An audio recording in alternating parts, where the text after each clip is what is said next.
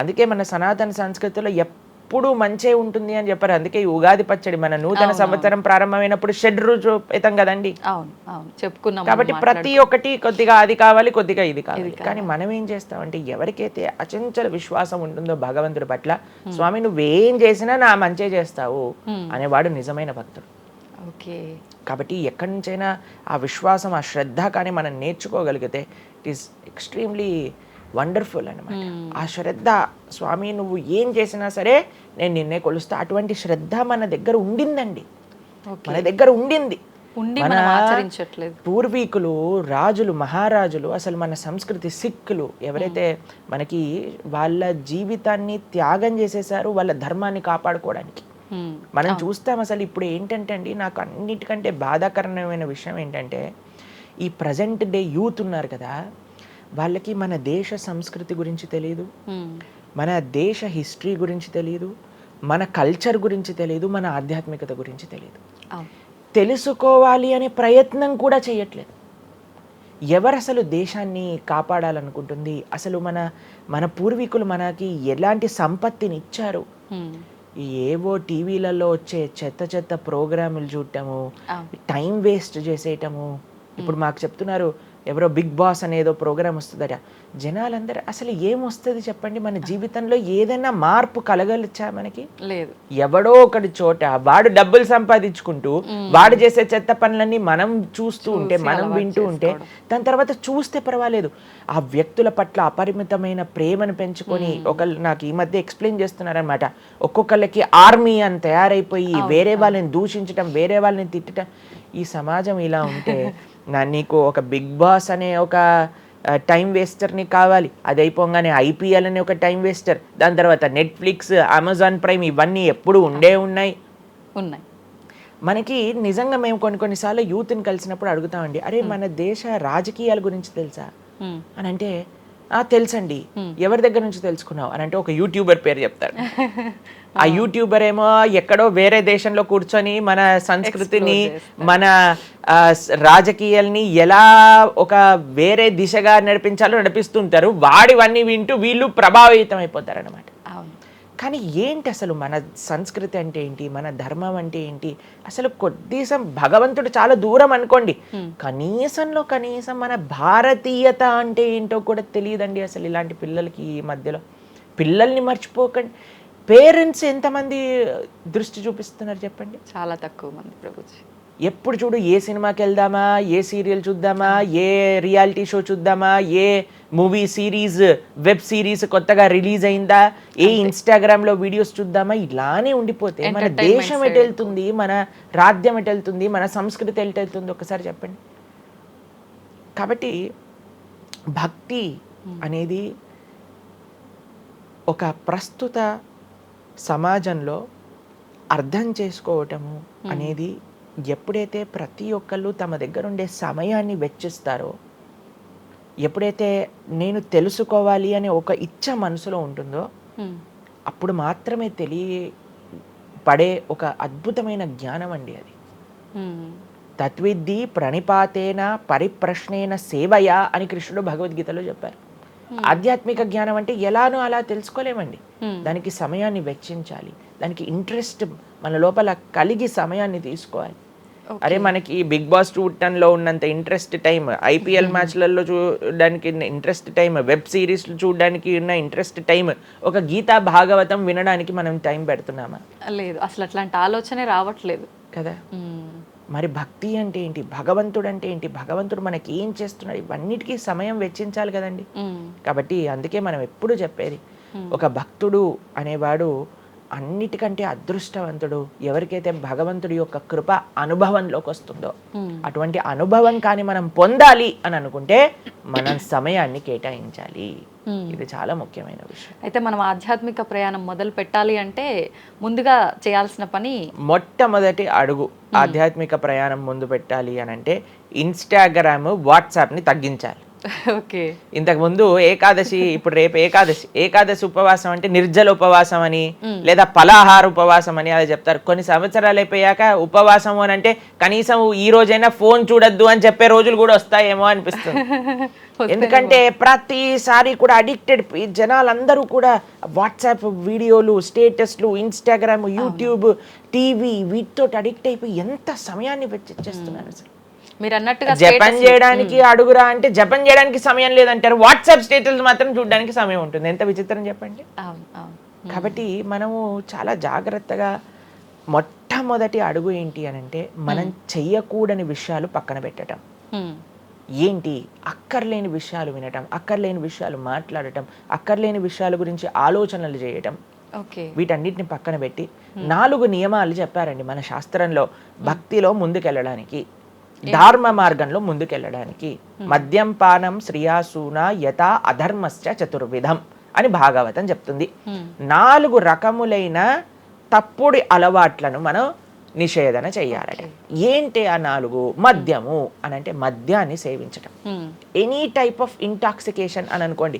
సిగరెట్లు కానీ, మందు కానీ, గుట్కా, మానిక్ చంద్, పాన్, ఇంకేమంటారు టొబాకో, ఇవన్నీ డ్రగ్స్, ఇవన్నీ అసలు చెప్తూ ఉంటే మిగతా ఎనీ కైండ్ ఆఫ్ ఇంటాక్సికేషన్ దీన్ని పక్కన పెట్టాలి. మనం భక్తి మార్గంలో ముందుకెళ్ళాలి అని అంటే చెప్తున్నాను. 2 మద్యం పానం శ్రియ అసూన.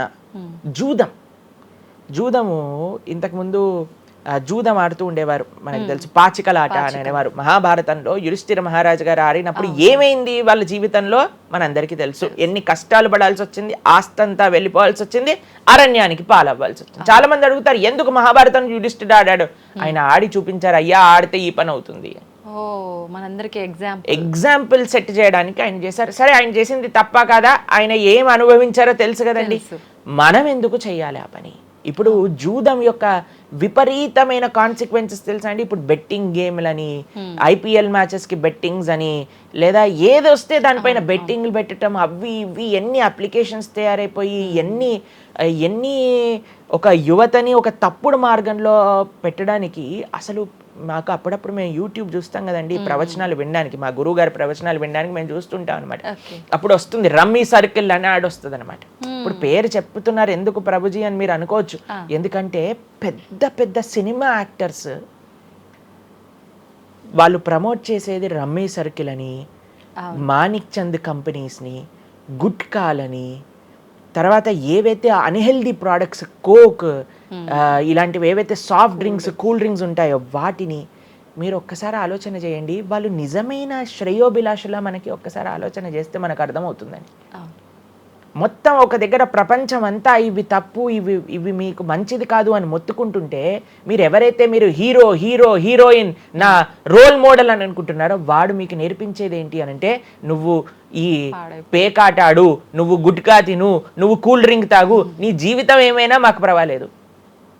మేము ఎక్కడికి వెళ్ళినా నోరు నొప్పొచ్చేటట్టు అరిచి చెప్తున్నా అయ్యా ఇవి మంచిది కాదు, మీరు మంచి మార్గంలో ఉండండి, ఆరోగ్యాన్ని జాగ్రత్తగా పెట్టుకోండి, మనసు జాగ్రత్తగా ఉండండి, ధర్మాన్ని ఆచరణ చేయండి అని మేము చెప్తుంటే, కానీ జనాలకి వీటిలలో ఇంట్రెస్ట్ లేదు. వీళ్ళకి నా రోల్ మోడల్ వాళ్ళు, నా రోల్ మోడల్ ఇది అని ప్రొద్దు నుంచి రాత్రి దాకా ఇన్స్టాగ్రామ్లో చూడటం, వాళ్ళగా మాట్లాడటం, వాళ్ళగా వస్త్రాలు వేసుకోవటం, వాళ్ళలాగా మేము కూడా వాళ్ళలాగా అవ్వాలి అని అనుకుంటే వాళ్ళు ఏం నేర్పిస్తున్నారు మీకు ఒక్కసారి ఆలోచన చేయండి. ఎంతమంది దేశంలో ఉండే యువత మొత్తం కూడా తప్పుడు మార్గంలోకి వెళ్తే మన భారతదేశ భవిష్యత్తు ఏం కావాలో ఒకసారి చెప్పండి. కాబట్టి ఫస్ట్ ఏమన్నా మనం ఇంటాక్సికేషన్, సెకండ్ గ్యాంబ్లింగ్ అని అంటారు, జూదం, ఏ ప్రకారమైన జూదమైనా సరే దాన్ని పక్కన పెట్టాలి.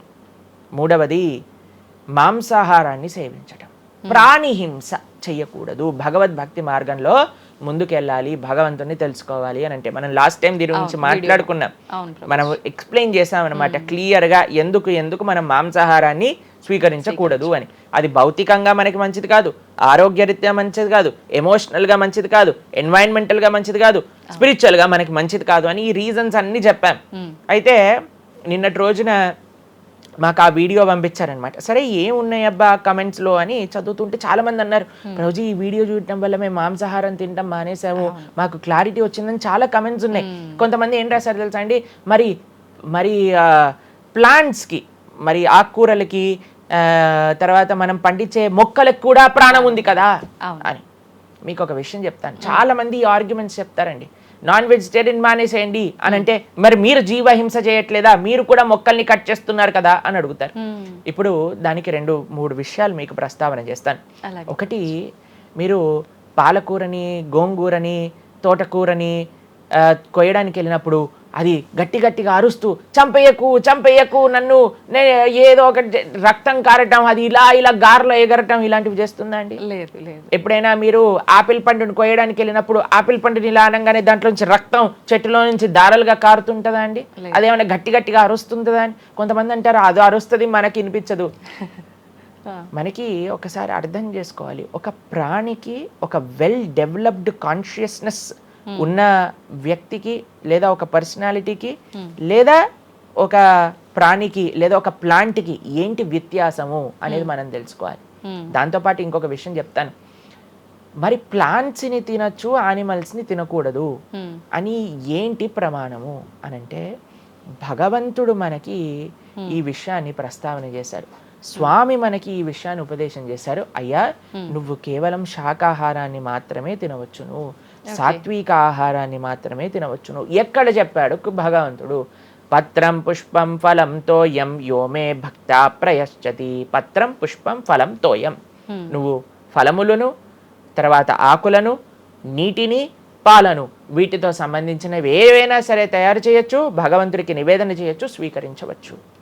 కాబట్టి మన శాస్త్రములు దేన్నైతే యాక్సెప్ట్ చేశాయి, ఇప్పుడు చెప్పాయనుకోండి, సరే ఈ ప్లాంట్స్లలో కూడా ప్రాణం ఉందయ్యా, ప్లాంట్స్ కూడా తినకు అని అంటే ఏం చేస్తామండి? గాలిని పీల్చుకుంటామా? సన్లైట్ తో బతుకుతామా మనం ఏమన్నా ప్లాంట్స్ బతికినట్టుగా? ఏదో ఒకటి కావాలి కదా ఆహారం.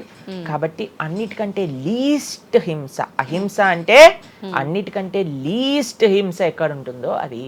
కాబట్టి మనకి శాస్త్రం ఆమోదన చేసింది, నువ్వు ఈ ఏవైతే హర్బివోరస్ అని అంటారు చూడండి, ఏవైతే పశుపక్షాదులు కాకుండా ఏవైతే మొక్కలు ఉంటాయో, ఏవైతే ధాన్యం ఉంటుందో, ఏదైతే ఫలములు ఉంటుందో దాన్ని స్వీకరించు అని. తర్వాత రెండో ఆర్గ్యుమెంట్ ఏం చేస్తారు తెలుసా అండి? నాన్ వెజిటేరియన్ అనగానే మనం కానీ తినకపోతే వాటి పాపులేషన్ మొత్తం పెరిగిపోయి మనల్ని చంపేస్తుంది. అయ్యా, నువ్వొక్కడు మారటం చేత ఏమీ అవ్వదు. అవును, మొత్తం మారిపోదు. ప్రపంచం ఎలా వెళ్తుందో కొంతమంది మూర్ఖులు ఉంటారు, ఎంత చెప్పినా మారని వాళ్ళు వాళ్ళ పని చేసుకొని ఇవ్వండి అంతే. భగవంతుడు బ్యాలెన్స్ ని తయారు చేశారండి. ఆ భగవంతుడు ఆ బ్యాలెన్స్ ని క్రియేట్ చేస్తారు. నువ్వు ఆ ధర్మాన్ని ఆచరించకుండా ఉండు. కాబట్టి 3 చూసాం. ఏంటి? మద్యం, పానం, శ్రియ, సూన. ఒకటి ఇంటాక్సికేషన్, గ్యాంబ్లింగ్, మీట్ ఈటింగ్. కాబట్టి ఈ 3 విషయాలు అయిపోయి 4వ విషయం ఏదైతే మనం చేయకూడదో, ఇలిసిట్ సెక్స్ అని అంటారు, వ్యభిచారము అని అంటే పురుషులు స్త్రీలు పురుషులు. నిన్నే ఒకళ్ళు చెప్తున్నారు, ఒక టీవీలో ఒక న్యూస్ వచ్చిందట, one of the most famous యాక్టరో లేదా ఇంకెవరో వాళ్ళ హస్బెండ్ని వేరే స్త్రీలతో పాటు పట్టుకున్నారు అని మాకు ఒక న్యూస్ నిన్న ఒకళ్ళు చెప్తున్నారు అనమాట. అంటే వాళ్ళు ఏం చెప్పారంటే, నాకు ప్రభుజీ సమాజంలో ఇలాంటివి ఎన్నో కేసులు వస్తున్నాయి ప్రభుజీ, ఈ మధ్యలో న్యూస్లో ఇలాంటివి అయితే తరచుగా మనం చూస్తూ ఉన్నాము, కాబట్టి ఈ సమాజం ఎటువైపు వెళ్తుందో తెలియట్లేదు ప్రభుజీ అని అంటే మేము వాళ్ళకి చెప్పాం, సమాజాన్ని ఎందుకు ఇటువైపు నడుస్తుంది అని అంటే మనం చూపించే విషయాలు అలా ఉన్నాయి, చూపించే సినిమాలు అలా ఉన్నాయి, చూపించే సీరియల్ అలా ఉన్నాయి, చూపించే ఆదర్శమైన వ్యక్తులు అలా ఉన్నారు. మనం ఎవరైతే హీరోలు అనుకుంటున్నామో వాళ్ళు ప్రొద్దున లేస్తే విడాకులు తీసుకొని ఇంకొకరిని పెళ్లి చేసుకొని, విడాకులు తీసుకొని ఇంకొకరిని పెళ్లి చేసుకొని, ఇలాంటివి చూస్తుంటే మనం కూడా అది నార్మలైజ్ అయిపోయింది మన భారతీయ సంస్కృతిలో. కానీ ఎక్కడైతే ధర్మం ఉంటుందో, రాముడు ఆదర్శంగా ఉన్న వ్యక్తి ఎప్పుడు అలాంటి తప్పు చేయలేదండి. ఎందుకంటే రాముడు ఏకపత్ని వ్రతుడు. ఎంత కమిట్మెంట్ ఉండాలి భార్య పట్ల, భర్తకు కూడా అలానే అండి. ఇప్పుడు ఒకళ్ళు తప్పు అంటే, ఇప్పుడు చాలా మంది అనుకుంటారు ఇది ఎత్తి పురుషులకే వర్తించింది అని. పురుషులకి ఎంతైతే వర్తిస్తుందో అంతే స్త్రీలకు కూడా వర్తిస్తుంది.